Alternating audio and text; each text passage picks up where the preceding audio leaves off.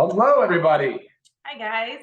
Happy Monday. Hope everybody's having a great start to the week and had a wonderful weekend. Yeah. We'll start streaming next week, too. I know you guys a lot are asking about it. Well, I'll set it up so it streams. Sorry about that. We're still right now just recording it and posting it to YouTube. But that way everything will be done the same way. Yeah, you can just log into YouTube and stream it and see it. Yes. So today we're here with our newest launch. Much anticipated. Yeah. Methylene Blue. Oh, okay. Right. In this adorable little container that you pop open. Yeah, and show how that breaks. You don't have to open it from the top. It just flips open, almost like some Band-Aid containers. You can do that, and then you can take a strip out. Super easy. Yeah. And then here's the foil wrap. So when they come in these thin little foil wraps, you open the foil, right? It just peels open. And just for why not? Just for some viewing pleasure, let's just go ahead and drop that water soluble. Actually, it's really pretty. Water soluble fiber in the water. Yes.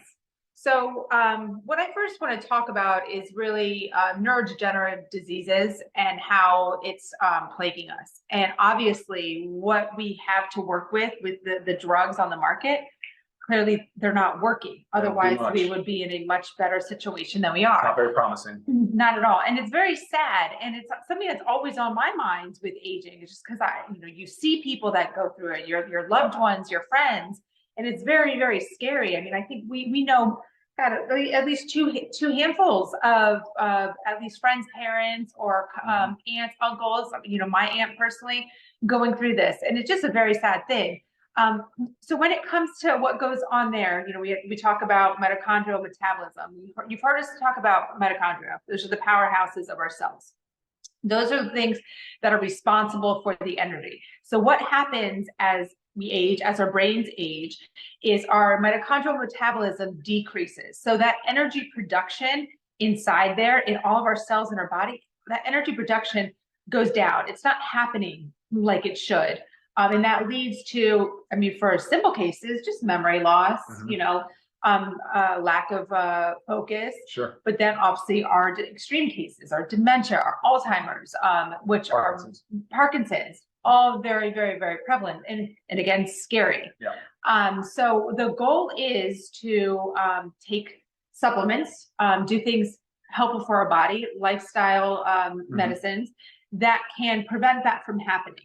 That can come in and jump into that mitochondria and help that energy production. It's like your electron transport chain, but I know that's getting a little technical.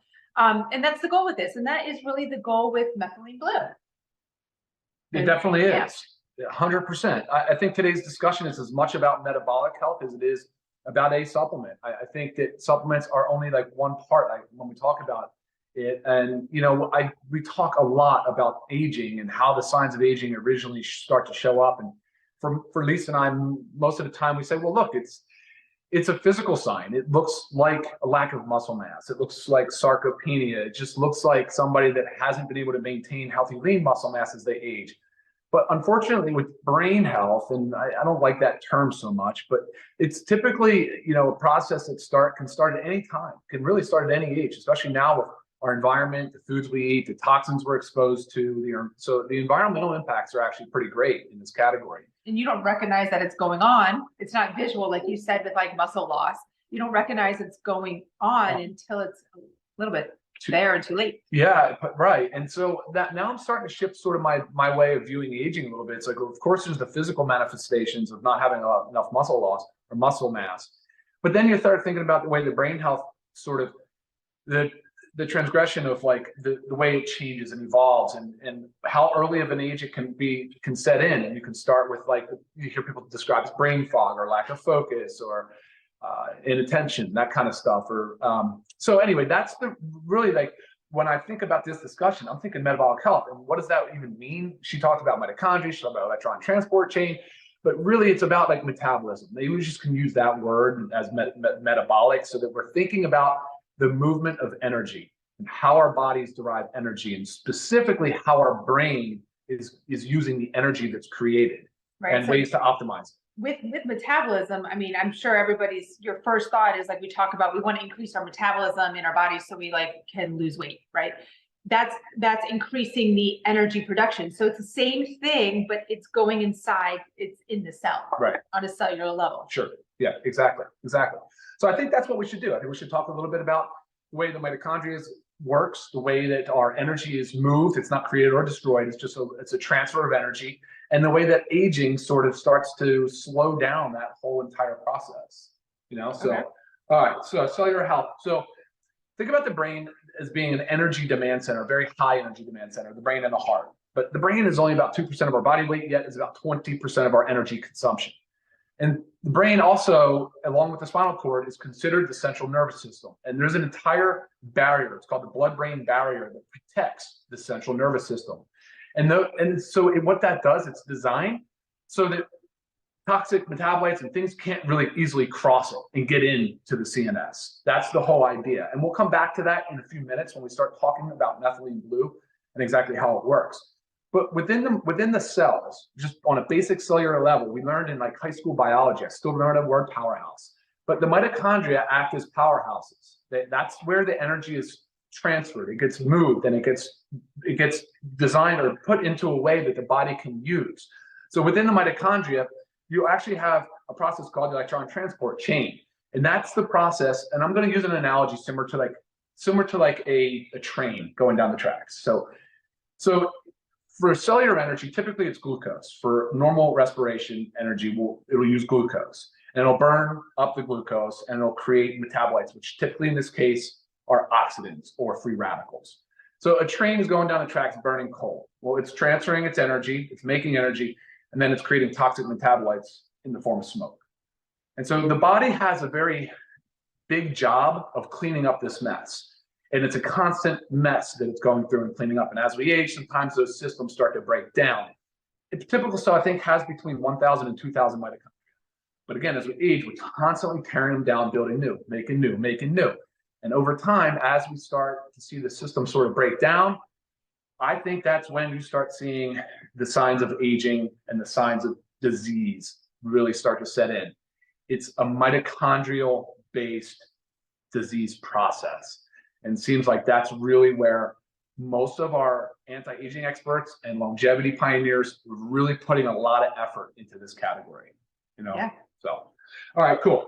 Let me see what I have for my notes. I think we can talk about methylene blue then. Now, Lisa, why don't we go into that? So, all right, first of all, guys, this came up with Lisa and I as we're talking.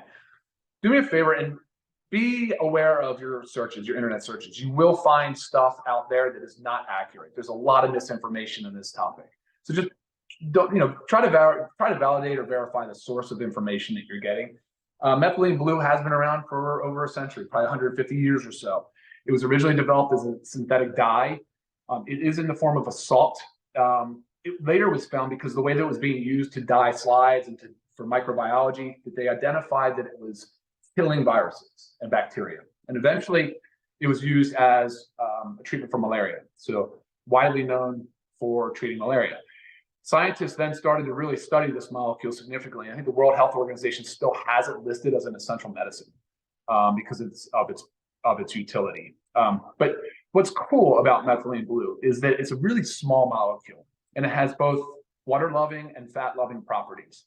And that's key for the blood-brain barrier. I was going to say, because it readily crosses the blood-brain barrier. It goes quickly across, mostly because of its fat-loving properties, and then of course being like, 300 some Daltons. It's a small molecule, but by doing so, it really gets right into the brain and the spinal column. And that's where we'll start to talk about the way that this thing works, the mechanism of action, and of course we'll start talking about dosing, some of the side effects, and all of those as well. Okay, awesome. So, yeah. Okay, cool. All right. And I will say, when Ryan said about the studies, your sources, if you'd like some, just go ahead and reach out to me so I can send them to you. Because it does make a big difference. Again, you can type anything into Google and you could get one saying this and one saying that, but what's the validity of those? You got to know your sources. And we'll come back to this a little bit, but see, I have clinical references from being a pharmacist, and I pay for them. And so I'll reference those, and those are almost, those are all evidence-based. They're tied to clinical trials and studies. And often that's where I'll turn to for my information. And of course, I'll check on some of the simple searches as well. But yeah, she's right. Be careful with the information you get. All right. So how does methylene blue work? Well, primarily because the way that it's still being used today to treat like cyanide poisoning and carbon monoxide poisoning, it's a condition called methemoglobinemia. It's a case where there's not enough oxygen being delivered to the tissues, basically. So this has the ability to increase the amount of like cellular respiration in the brain, so it carries more oxygen. It can do that because of its ability to synthesize heme proteins. And if you look up heme and you look at the function of heme, you'll start to see and understand a little bit more about how this product works. Methylene blue is also a potent antioxidant as well. And going back to the idea of cellular respiration on that electron transport chain and using glucose, they do create toxic metabolites in the form of free radicals. So having that antioxidant highly concentrated in the brain is of benefit. Right. And that's always the Pac-Man analogy, right? It comes in and it eats those free radicals. Yeah. So what's very unique about methylene blue is it's considered a redox agent. It can kind of ping pong, it can flip its role pretty significantly. So within the mitochondria, there's a process called electron transport chain. It also goes by other names, citric acid cycle, Krebs cycle. But this is the chain that transfers energy, and it does so by using electrons. And so the fact that methylene blue is an electron donor is a really big deal. So it can actually donate electrons to electron transport chain. It can also recycle those electrons. That's its part in regulating and helping to to supplement the mitochondria to produce more energy. That's, all the bolder. Yeah. So obviously, with all of this being said, again, the name of the game here is we're focusing on the fact that it's highly concentrated in the brain and it's deeply involved in mitochondria and energy production. Yeah. So what does all that mean? So it's going to help us with all of the things that we've just talked about. So from an aging perspective, I know you were just looking at studies now that statistical significance with improvements in Alzheimer's, Parkinson's, so neurodegenerative diseases, still widely being studied and used. It helps with memory, focus, cognition. They say it out of the mental agility. They said you feel plugged in, a sense of focus. Right. All of these things are what people report after taking methylene blue. Sure. And some of these studies that I was just reading that were, from these doctors reporting that it just like stopped, the Alzheimer's in its tracks, the methylene blue. And it's just kind of crazy to like hear that such a strong point. Like, wow. And so I'd love to, again, share those with you guys if you're interested in that. But it's just so many promising benefits. And again, what we have our hands on from the medical system right now for brain health is just so limited, and it's just not working. It's not working. Not working. And it's killing. I mean, it's our caregivers are the ones that suffer the most burden. So shout out to all you caregivers out there. I know how difficult that is on you. But we haven't even started seeing the real fallout, the pain from this, unfortunately, this growth of a chronic disease that we're seeing. So we've got to start doing a lot more about it. And look, hopefully methylene blue resonates with you. And if it does, great. But the point of today's conversation is just to share our thoughts on how this can possibly improve your mitochondrial health and potentially have a role in the things we're talking about. Right. So, all right, how do we take it? Let's talk about dosing. Let's talk about the best way to take methylene blue. Let's go to the thing. We'll get some questions and we'll see, because I get a lot of questions. So right now, first question, you want to answer? You want to go? Pharmaceutical grade. That's the big one. You'll go there. All right. I've had like 5 emails. So from pharmacy perspective, is it pharmaceutical grade? You guys are absolutely right for asking the question about the grade of methylene blue, because it is there's industrial dyes out there that are like covered in metals, high in metal content. So you're absolutely spot on to be asking about what grade it is. Now, look, the reality is that nothing is really pharmaceutical grade unless you're in pharmaceutical manufacturing. However, with that said, this is in fact methylene blue USP. All right, USP would be considered the equivalent or the source for pharmaceutical grade manufacturing. That's really, really important. So we'll load the certificate of analysis as well as the metals test up on the website so you guys can reference that, because that's a problem. So if you're using other methylene blues, just make sure that they have USP, make sure they have their metal testing, and take a look at the C of A to just look at the C of A as well. But the metal testing would be separate. So, all right, that's a big one. And good question. All right, what else? Anything? I think that was really the dosing. I think I get a lot of, and drug interactions. Yeah. All right. So dosing is published most to do with intravenous. So intravenous use is common with methylene blue. All hospitals have it on hand. A lot of functional medical their clinics do methylene blue IVs. Yep. So looking even at the clinical literature shows about 1 to 2 milligrams per kilogram per day. That's typically IV usage. You're seeing 0.5 to 4, so 0.5 milligrams to 4 milligrams per kilogram per day IV. And so if you assume the fact that there's 100% absorption bioavailability in IV, which is what you should do, then orally dosing, you would think you would need more. But however, more is not always better, especially with methylene blue. There's a hermetic dose response with methylene blue. You potentially could have the reverse effect at high doses. So what are those high doses? High doses are probably anything over 10 milligrams per kilogram per day. Like that would be extremely high, right? And that's just per kilogram means it's 2.2 pounds in a kilogram. But let's just assume it's an even 2 and we'll cut it in half. So I said it would be 10 milligrams per kilogram. Let's just do 5 milligrams per pound. For me, that'd be 1,000 milligrams in a day. I weigh 210 roughly. It'd be 1,000 milligrams in one day. This is 20 milligrams per film. And there's 15 films in the box, right? So we're not talking about high dosages here. We are not even anywhere even close. As a matter of fact, the low dose range is about 20 milligrams to 60 milligrams orally. So we're on the low of the low, but at 20 milligrams has been shown to be plenty effective. That's the point. You don't need to go high in your dosages, and nor should you, because then you can start to run into other problems. So you'll know that, first of all, pregnancy and breastfeeding is contraindicated. Do not consume methylene blue if you're pregnant or breastfeeding. If you have a G6PD genetic mutation, you should not take methylene blue. And if you don't know, that's something you can ask your doctor for, but most people would know. And then, of course, there's the third one, the big one. So what do I do if I'm currently taking an SSRI or an SNRI for mental health or for mood depressive disorder? So the prevailing theory is that this increases serotonin through a mechanism called MAOI.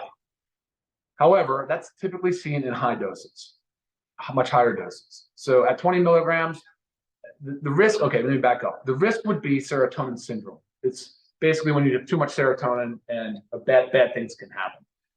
We're not seeing, I have no evidence, there's no literature, there's nothing to support the fact that 20 milligrams would cause serotonin syndrome.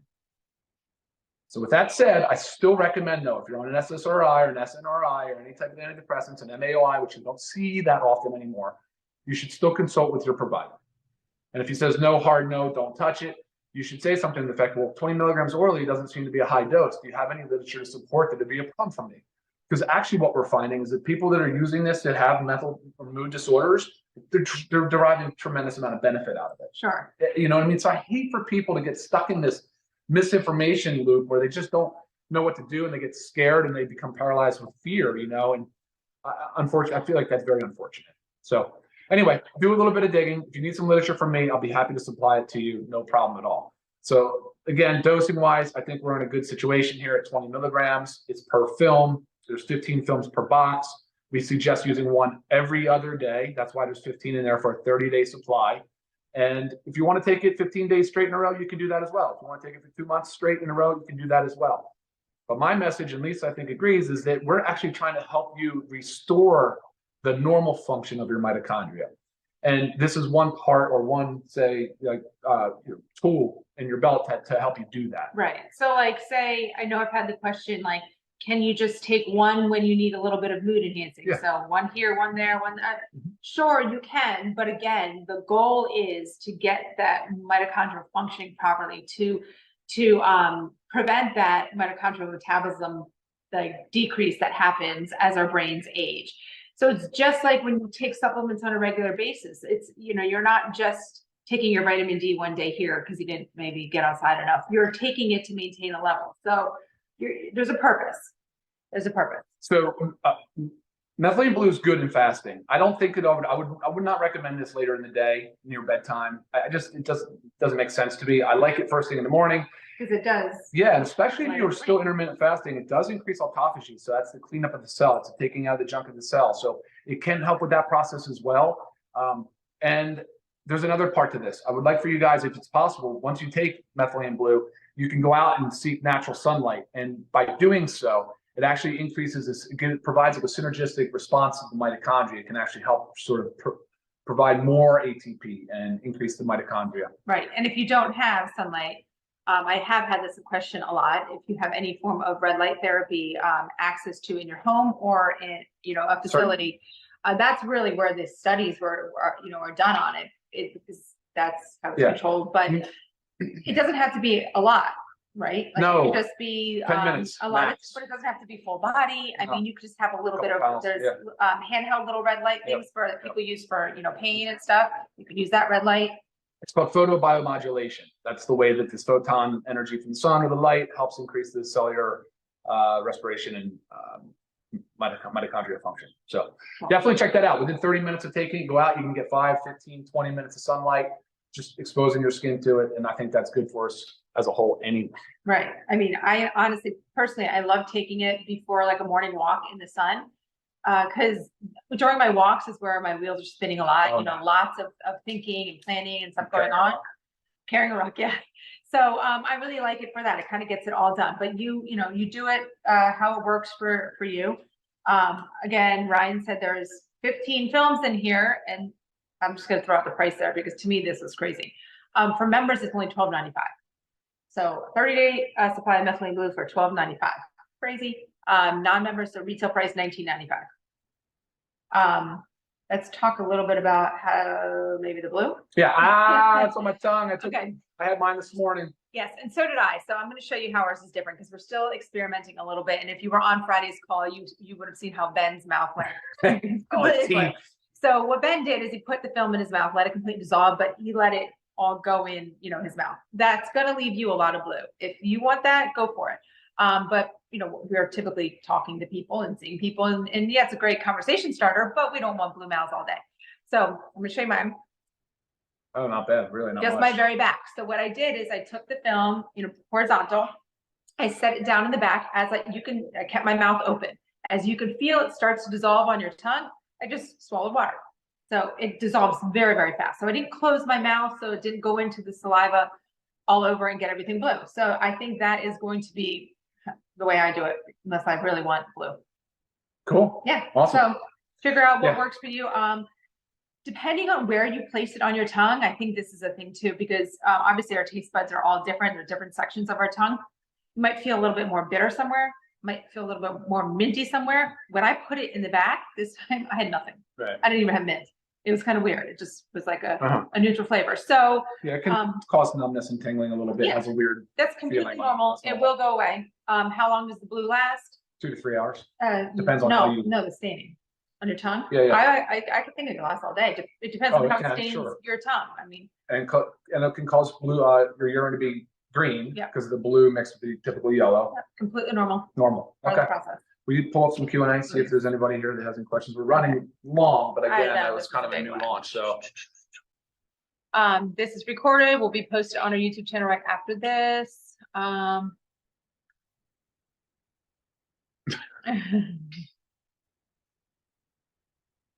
This is the Bluetooth challenge. I like it, Joel. Let's do the Great Bluetooth idea. challenge. Send it over to what is it? Living Good. Living Good with Ryan and Lisa. Yeah. Let's post some on there. That's on Facebook. Yeah. That would actually be pretty funny, Joel.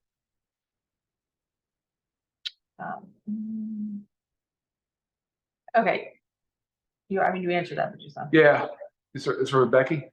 Yes. Yeah. Hey, Becky. So you asked if you can take more of his brief at the start. You don't need to. As a matter of fact, I'm encouraging people to seek out a more of a lifestyle approach to improving the mitochondrial function. But certainly, you could take this more than once a day. The oral suggested dose that I found on the clinical to deal with ifosfamide poisoning is like 50 milligrams 6 times a day. That's 300 milligrams orally. We're only talking about 20 milligrams of film. So if you did, and by the way, you can cut them in half. You could do 10 milligrams at a time. You could do 20 twice a day, 40. You figure out what works for you. Is there any? I don't know. This is. There is quite a bit out there. I suggest you do some searching with how this product relates to autism, because we're showing there's obviously that's being studied as well.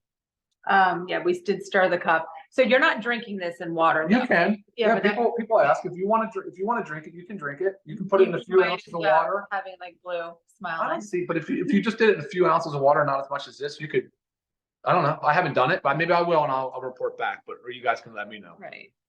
But it's water soluble fiber. If you notice the ingredients, it's really minimal. It's kind of neat the way that the films work and the way that they're formulated.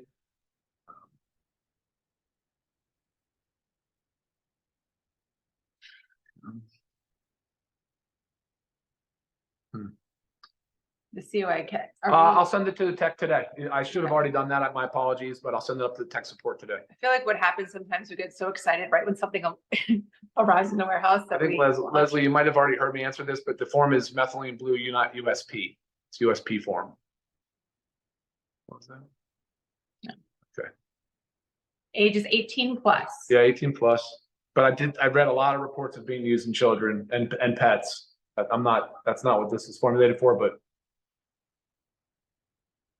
So Judy, that's an interesting one. So the question is it similar to NAD? Well, I mean, NAD, of course, if you research, it is involved in the electron transport chain, but NAD is another one where you could potentially upregulate. Your body could build a tolerance to it. With methylene blue, that's not the case. NAD is also very difficult to get in the form of NAD. So you'd either have to do it in injection and IV, but not really bioavailable orally. But good question, because NAD is a big part of the mitochondrial health. Yes, we talked about helping with memory loss. Memory, big thing with memory. This is a question I got. Yeah, I'll come back on that. Yeah, I don't see any real contraindications as far as age goes for elderly. Actually, it's being used now in advanced stages of people that have neurodegenerative diseases. So you're seeing it used in the elderly. I did answer that question from Riley about interactions with Zoloft. I would say just go back and listen to the Zoom if you missed that part, but not at this dose. I'm not concerned about it, but I still tell you that you should seek out approval from your medical provider, just because I think it's prudent.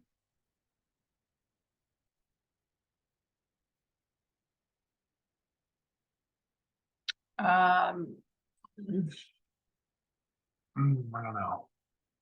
Take it out. Oh, question about the dentures. Will it stay in the dentures? That's a dentist question. Maybe you can ask. I don't know. Maybe they'll have an answer for that for you. There are no adjustments. So there's a question from Lottie about how could be. Do you have to change the dose if your kidneys are compromised? I should know that answer, and I don't. I didn't think there was any dosage adjustments for like renal insufficiency. I will look at that though. Let me get back to you on any dosage adjustments or contraindications with kidney disease. Yeah, Sarah, I think you should get doctor approval because there's other meds on board that could interact. Yes.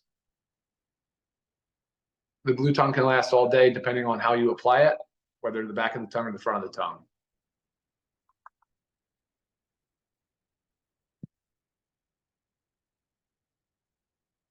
Oh, you'll start feel. So there's a question from Lisa. How long does it take to see a change? You'll feel it actually. You'll feel a sense of connection, focus, energy, mental, like agility is a word I've used. I mean, it just feels different, especially if you seek out some sun or red light. Right. Yeah. Short-term memory loss, long-term memory loss. I've heard people compare this to a ADHD medication. People have actually made that analogy that they felt like as if they were taking something for focus.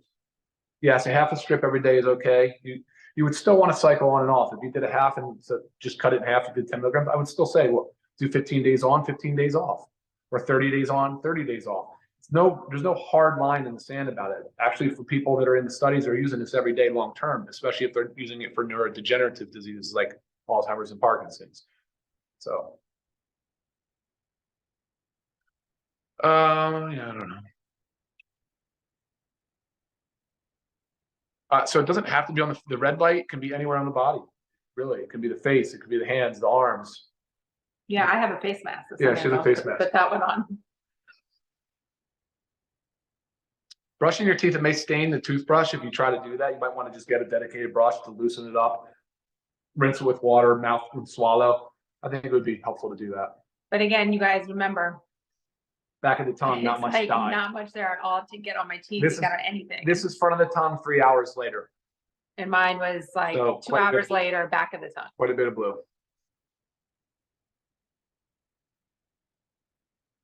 Michelle, USP is added on the website, I think, or it should be on the. You'll see it on the actual back of the box in the ingredients. Which is also on the website. Yeah. So you're right. It's not on the front, but on the back it is, on the panel. A lot of promise with ADHD. A lot of significant good studies encouraging things coming out on it. Remember, we've never drank it. We were just showing the color. You can, but again, on the tongue. This, no. Yes, you can cut it in half. It will stain your fingers a little bit too. It's just the craziest thing, the salt. I mean, you're seeing virucidal, you're seeing bactericidal. Like in SARS-CoV-2, like they were looking at it from in COVID and treating COVID, and also on the long haulers, there was so much hypoxia and respiratory distress. Remember all the people on the ventilator, that whole thing. Methylene blue started coming into the discussion. There was a lot of promise. I don't know where it stands right now, but that was another area of interest. So Eddie, how do you know if you need this? So you have to think that everybody needs this, because what happens, how we just described about mitochondrial metabolism and what goes on, that is happening to everybody as we age. And of course, lifestyle things affect that, whether it goes slower or faster. But me personally, I'm not messing around with things that are going on up here. So I'm going to do everything that I can in my power to prevent that from happening. Yeah, and I think, look, as you age, you see it, and you start to see lack some of the zest and the energy, and you start to feel, not yourself. And they describe it as brain fog and confusion and different things of that nature. Now, if you're not to that level, that's great, but maybe a time to stay proactive and focus on staying ahead of it. Have you seen anything on traumatic brain injury? Oh my gosh, yeah, a whole bunch of information on TBI. 4 years ago, would this be good for him? So he had a traumatic brain injury 4 years ago. Would this be good for him? Yeah, so there's a strong study out on TBI where it showed statistical significance on improvement of symptoms. It was like oxygen deprived, some specific type of traumatic brain injury. And I don't know why it's not used more mainstream, because it seems to me that the evidence is very strong for TBI. Definitely, again, I hate to just say Google search, please, like that, be careful with that. But if you do Google that, you'll find some articles. You'll find it. I think the National Institutes of Health had a reference to it. That's interesting.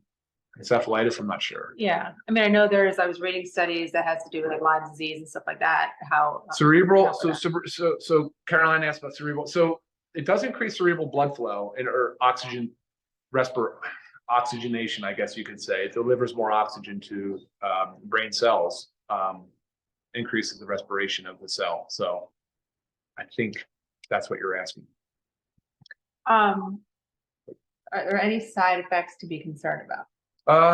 Not really. I mean, there's some small cases of self-reported side effects of like jitters or nervousness, but I don't think that's the normal. I have not seen anything that would say that would be to be expected. I've used it plenty of times and never felt a single thing but good stuff. Right. And from what I read, what I was reading to say, it's all very rare. If there was ever a side effect, and if say there was any jitters, it subsides very shortly. Yeah, it's okay to put in water. Maybe try putting in a few ounces and then just slam it back. Use a shot glass. There you go, Aletta. Yes, it'll permanently stain your shirt. Did I get it on mine? Probably. That's what I thought he was saying. Probably. Yes, it is a stain. Yes, it will stain.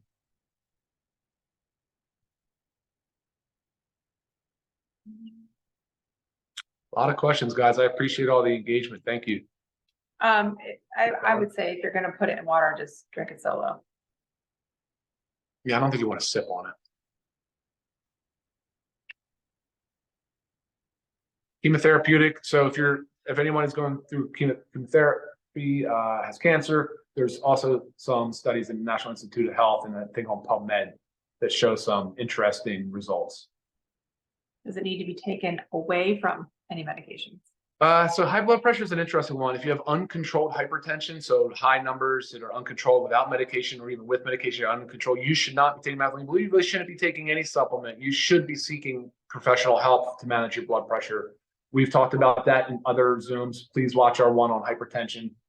because you've got to manage your blood pressure. As a matter of fact, Lisa, you know this, that high blood pressure will contribute to mental decline pretty significantly and possibly put you at risk for a stroke. Yes.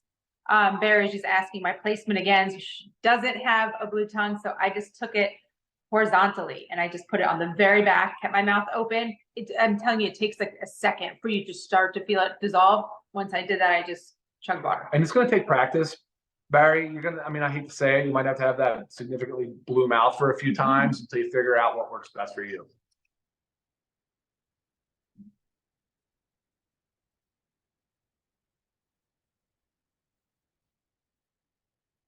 Okay. Yeah, I think we nailed it. Okay. All right, All right. awesome, guys. Yep. Any That's other it. questions? You know how to reach us. But we have, we're at 30 Yeah. minutes. Wow. Sorry to keep you all so long. I just hope this was informative enough for you and answers a lot of your questions and concerns. Yep. And again, we'll get everything else on the website for your information. But All right, y'all. if you haven't had a chance, get your Methylene Blue, $12.95 for your members. Bye, everybody. Have a Bye. great day. See you soon.